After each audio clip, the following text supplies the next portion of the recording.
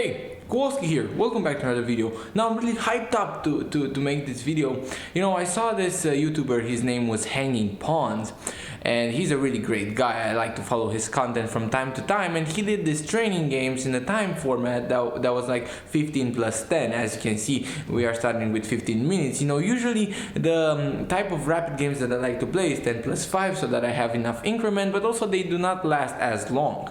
But you know, in his spirit, I decided to play a 15 plus 10 game, which is longer, and partially because I thought you would receive more points.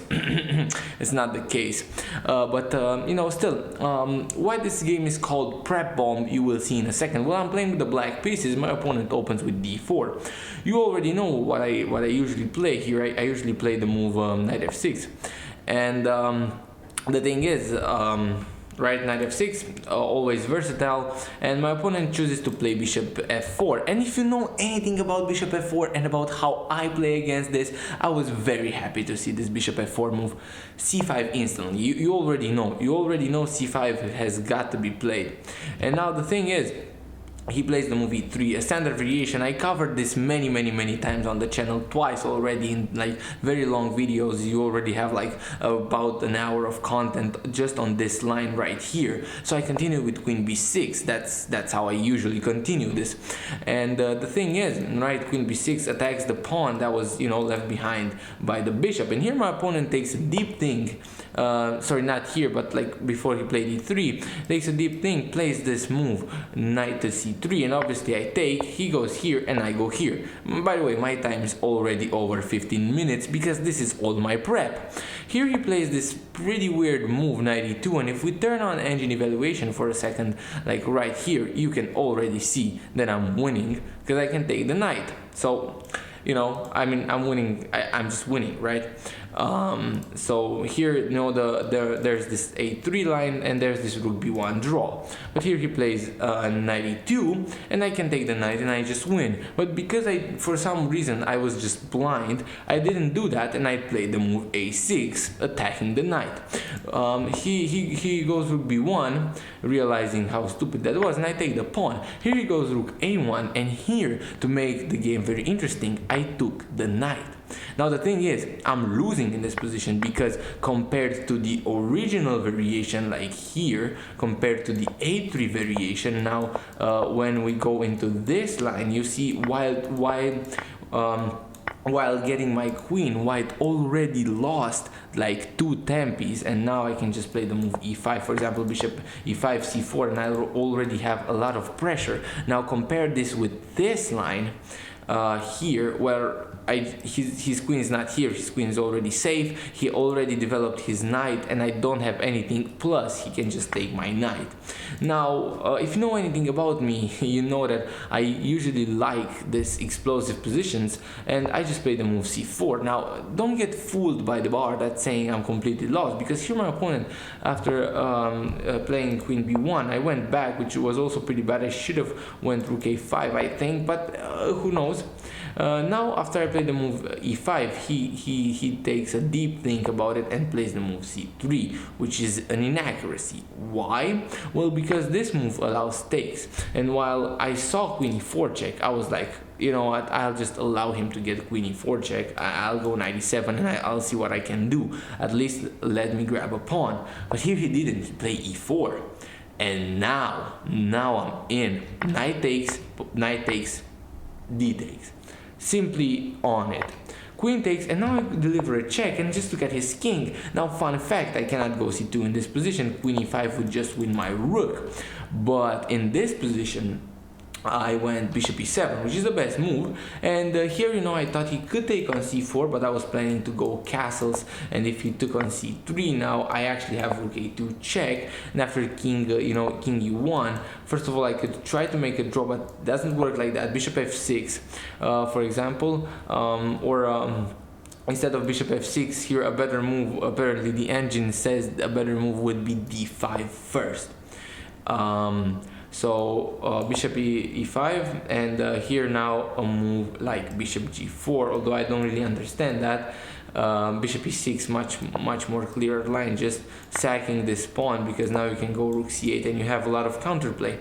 So yeah, I kind of thought about d5, bishop e6, also bishop f6, but I didn't really see the continuation after d4, sorry, after e5. And you know, all in all, I didn't, I mean, he didn't take the pawn, he went here, now obviously attacking this pawn, and I cannot castle anymore because my bishop would be hanging. So now the thing is, f6 is recommended by the engine, but obviously, you know, I go for like another approach. Here he makes a stupid mistake.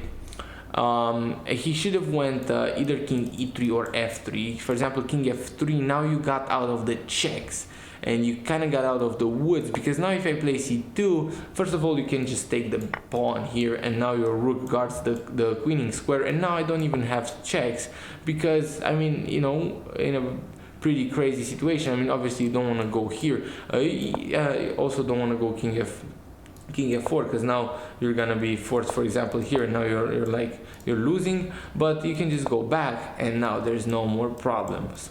So instead of that, here my opponent did this, king d1, and here I just went c2 check, and now it's a draw. Actually, I'm winning now, but now it's a draw because it's just king d2, and here f6 is the only move apparently. If you try b5, then simply bishop takes on c4, and now the rook guards the queening square, or bishop e2, and the rook guards the queening square even better. So here, you know, you would have to play f6, and here apparently white gives up the queen back, and we get this equal material position. For example, d6, you know, you can take the pawn, or you can just go, for example, pawn, king takes, bishop d7, and white still has some pressure, but in the end black is up a pawn, and you know, you're gonna have a hard time stopping that pawn. Now the thing is, coming back to our position, king c1 loses because of king f8, and actually in 2 moves the game ends. Yeah, my opponent tried the bishop takes c4, but now I simply went check, and I made a queen, and it's actually made in 1 after king d3. You just go queen d2 and it's made. But yeah, I mean, you know, this is much better for black, obviously. Here you would have to play a move like queen c3, and after, you know, bishop a3 check, now we would actually be winning, because if we count the material at the end of the variation, it's equal, but I mean, white has an extra piece, for example b5, king c2, and now bishop b7, for example f3. I mean, white is fine in this line. For example, f5 or d5 are met, simply f5, for example, e takes f5, and that's it, and d5, simply e takes d5, and that's it. I mean, there's no counterplay. Obviously I would have still tried to make a draw in this line, but no, here apparently king e8 back is just the winning idea. But also a move like bishop g5 check works, f4 doesn't really work, because now I just go back bishop e7, and now I threaten this check, but he doesn't have bishop d6 anymore. But it's really hard to see that from afar. I mean, you know, in the end I end up having like 15 minutes at the end of the game, which is pretty crazy. I mean, almost 16 minutes, what am I talking about? I knew this line here, and after 92, obviously I should have taken the knight, but in the midst of the complications, I actually, because I knew what to do, and because I knew like the type of position here, after he made the mistake giving me back some time, right? I knew how to kind of try and make that draw, or try to win that, try to get that advantage. Like, you know, here was like basically a gamble that I played, because king f3 I didn't really see a solution, but in the end it paid off, as I got a winning edge. So I mean, you know, that's the game pretty much. I hope you guys enjoyed it. I mean, it was an okay game, not the most precise, definitely, but still a very nice game for prep. You know, to just put this game in the folder to, you know, just prove what you can do by sacking. In the end, I had like rook and 3 pawns for the queen, as you guys can see. But you know, sometimes you win them, sometimes you lose them, sometimes your variation works, sometimes they do not work. But you know, that's it. So See you all in the next one. Kowalski out.